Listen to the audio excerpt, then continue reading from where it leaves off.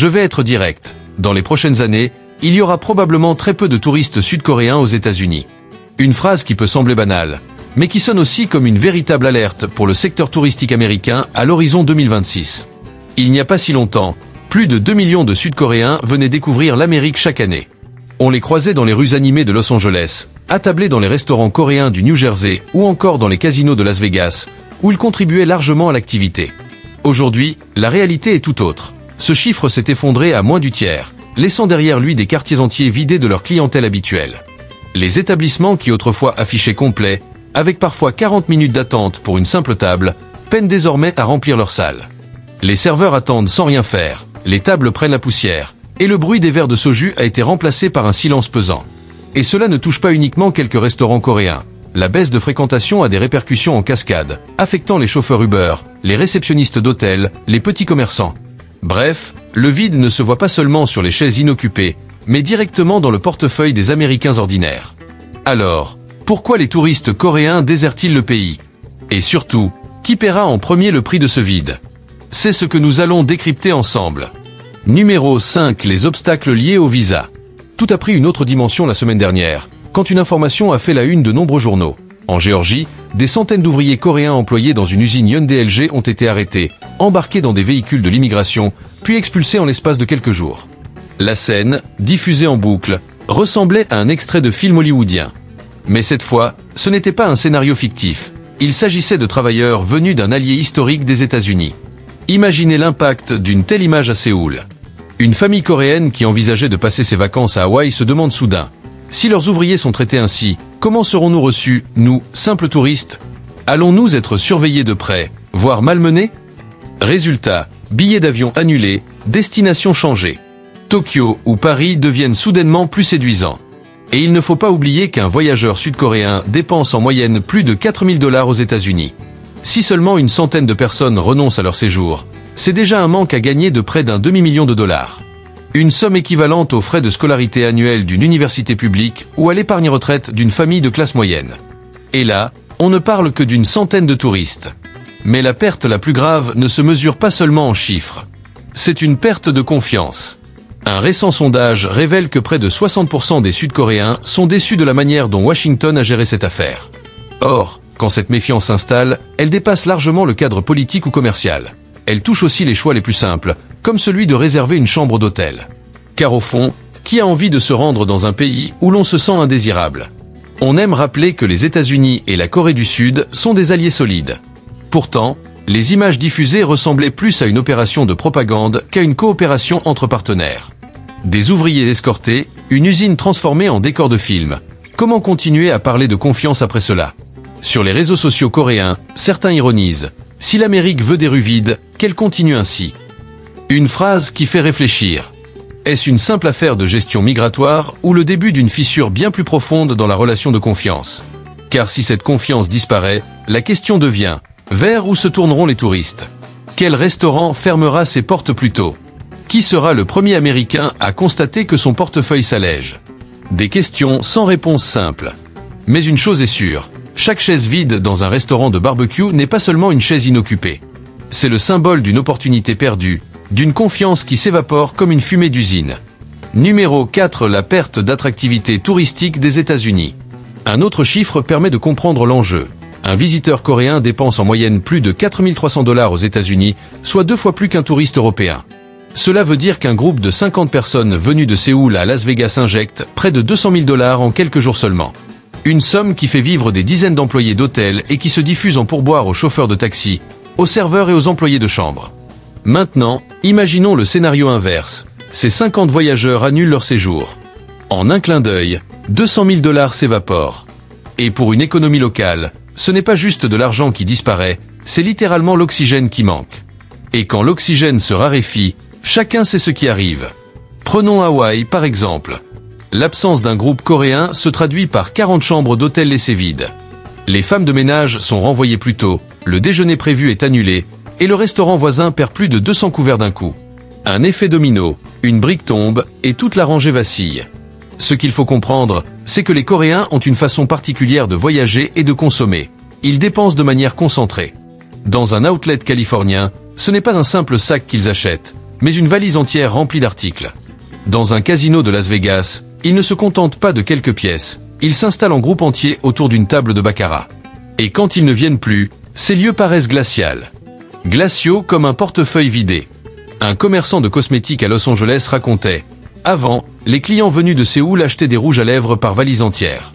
Aujourd'hui, on vend nos propres stocks à nous-mêmes. » Une remarque qui peut faire sourire, mais qui reflète une réalité bien plus coûteuse que n'importe quel produit de maquillage. On dit souvent que l'argent ne fait pas le bonheur. Mais demandez à un hôtelier hawaïen ou à un retraité qui travaille à mi-temps dans un restaurant s'il garde le sourire quand ses heures sont réduites et que les pourboires disparaissent. Non, l'argent n'achète pas le bonheur. Mais son absence, elle, achète beaucoup de soucis. Et ce n'est là que la communauté des touristes. Combien d'autres secteurs risquent de basculer demain? Car si les portefeuilles coréens ne s'ouvrent plus en Amérique, qui viendra les remplacer? Ou faudra-t-il simplement s'habituer à voir les restaurants, les hôtels et même les rues se vider peu à peu? Oublions les gros rapports économiques, allons droit au but, regardons ce qu'il y a dans nos portefeuilles. En 2023, plus d'1,3 million de Sud-Coréens ont voyagé aux États-Unis et dépensé des milliards de dollars. Maintenant, imaginez seulement une baisse de 10%. D'un coup, ce sont des centaines de millions qui disparaissent. Et cet argent ne s'évapore pas à Wall Street, il s'éteint dans les petits dîners du coin de rue. Déjà que les Américains faisaient face à l'explosion du coût de la vie, 1 kilo de bœuf coûte aujourd'hui aussi cher qu'une paire de baskets, voilà qu'une nouvelle source de revenus s'assèche. Pour un retraité qui complète sa pension avec un emploi d'hôtel, cela veut dire des heures supprimées. Pour un étudiant serveur, ce sont les pourboires qui s'envolent, et avec eux de quoi payer son forfait téléphonique. Ce vide n'est pas abstrait, il finit directement dans nos assiettes. Écoutez ce témoignage venu d'Honolulu, une directrice d'hôtel confiait « Ce qui nous fait peur, ce ne sont pas les tsunamis. C'est l'idée que le prochain vol charter en provenance de Séoul n'atterrisse pas. La formule peut sembler ironique, mais elle glace le sang, une vague passe, mais un avion vide peut déstabiliser toute une industrie pendant des années. On parle sans cesse de protéger les emplois américains. Mais dans les faits, chaque groupe de touristes coréens qui renonce à venir, ce sont des dizaines d'emplois locaux qui s'effacent. Chauffeurs Uber, femmes de chambre, restaurateurs. Tous dépendent directement de ces visiteurs. Inutile d'imaginer des politiques ultra complexes. Quelques mauvaises décisions suffisent pour que ce soit les citoyens ordinaires qui encaissent la perte. La vraie question n'est donc plus « les touristes coréens vont-ils revenir ?», mais plutôt « combien de temps pourrons-nous tenir avec des portefeuilles de plus en plus vides ?» Et si ce flux s'interrompt complètement, imaginez une Amérique où les rues touristiques se désertifient, où les restaurants baissent le rideau, et où le fameux rêve américain ne subsiste que sur une affiche publicitaire défraîchie. Parce qu'une chaise vide dans un restaurant, ce n'est pas juste une place inoccupée. C'est un trou dans l'avenir d'un Américain ordinaire. Voilà le vrai prix. Beaucoup réduisent le tourisme à un billet d'avion et une valise. En réalité, avant même de mettre un pied sur le sol américain, les visiteurs coréens doivent franchir un mur invisible, les procédures de visa. Et ce mur ne cesse de s'élever. Numéro 3. Une image négative à l'international. Autrefois, les Sud-Coréens bénéficiaient du programme ESTA. Quelques clics suffisaient pour entrer facilement. Mais depuis la pandémie, les contrôles se sont renforcés. Ajoutez à cela des événements sensibles, comme l'affaire de l'usine Hyundai avec l'intervention de l'immigration, et les inquiétudes grandissent. Vais-je me faire refuser? Vais-je être bloqué à la douane? Actuellement, une simple demande de visa touristique B2 peut prendre entre 8 et 12 semaines. Dans cet intervalle, les voyageurs ont tout le temps de changer de plan et d'opter pour le Japon, l'Australie ou l'Europe. Chaque billet non acheté pour les États-Unis représente des milliers de dollars qui ne circulent pas dans notre économie. Soyons concrets, si seulement 10 000 personnes choisissent Tokyo plutôt que Los Angeles, c'est 40 millions de dollars qui s'envolent. 40 millions, soit l'équivalent du budget de fonctionnement d'une petite ville. Un ami à Los Angeles m'a raconté son expérience. Sa famille gère une maison d'hôtes qui accueillait surtout des Coréens. Avant, le calendrier était complet des mois à l'avance. Aujourd'hui, les chambres restent vides. En questionnant les anciens clients, la réponse revient. Les démarches de visa sont trop fatigantes. Autant aller au Canada. Voilà la réalité. Ce n'est pas que les Coréens ne veulent plus venir. C'est que la porte américaine se ferme peu à peu. Le paradoxe est cruel. On prêche l'ouverture et l'intégration, mais on dresse en même temps une barrière invisible qui repousse les voyageurs. Certains responsables politiques justifient ce durcissement au nom de la sécurité. Mais demandez-vous, la sécurité paie-t-elle le loyer du petit commerçant de New York? Alors, qui souffrira en premier si ces obstacles persistent? Les mêmes que toujours, les gens ordinaires. Le chauffeur de taxi qui perd une course, l'employé d'hôtel qui perd un service, Et vous et moi qui voyons grimper la note au restaurant alors que les clients se font plus rares. Imaginez un samedi soir à Koreatown, à Los Angeles. Autrefois, les enseignes coréennes brillaient et les rues résonnaient de rire. Aujourd'hui, elles s'assombrissent. Le restaurant de barbecue reste ouvert, mais plus de tables sont vides que pleines. L'odeur de viande grillée ne parvient plus à masquer celle, invisible, de l'argent qui brûle. Et ce n'est pas une fiction, mais un scénario tout à fait possible avec la mise en place de nouvelles taxes sur les visas. Car pour beaucoup de Coréens, payer $50 de frais supplémentaires, ce n'est pas qu'une question de budget, c'est un message. Êtes-vous vraiment les bienvenus?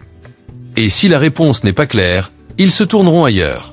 Tokyo, Paris, Sydney, des destinations qui ouvrent leurs portes avec un sourire, au lieu de tendre une facture de plus. Les conséquences se voient déjà dans les projections. En 2025, une dizaine d'aéroports internationaux américains pourraient enregistrer une baisse notable de voyageurs venus de Corée. On peut facilement se figurer la scène. Comptoir d'enregistrement désert, file de taxis sans clients, employés d'aéroports qui tuent le temps en regardant l'horloge.